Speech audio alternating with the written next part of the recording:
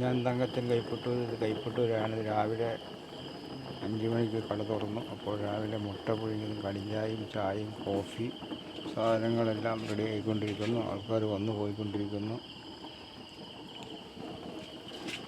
പപ്പടവടയുണ്ട്, ബണ്ണുണ്ട്, റൊട്ടിയുണ്ട്, കേക്കുണ്ട്, ഉണ്ണിയപ്പമുണ്ട്, അച്ചപ്പമുണ്ട്.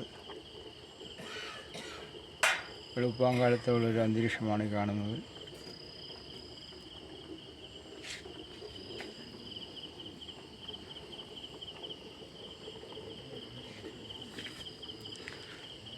നേരം പുലർന്നു വരുന്ന സമയമാണ്. 4:30 4:45. പാൽവണ്ടി വരാറായിക്കൊണ്ടിരിക്കുന്നു. ഇത് വഴിയോര കാഴ്ചകളാണ്.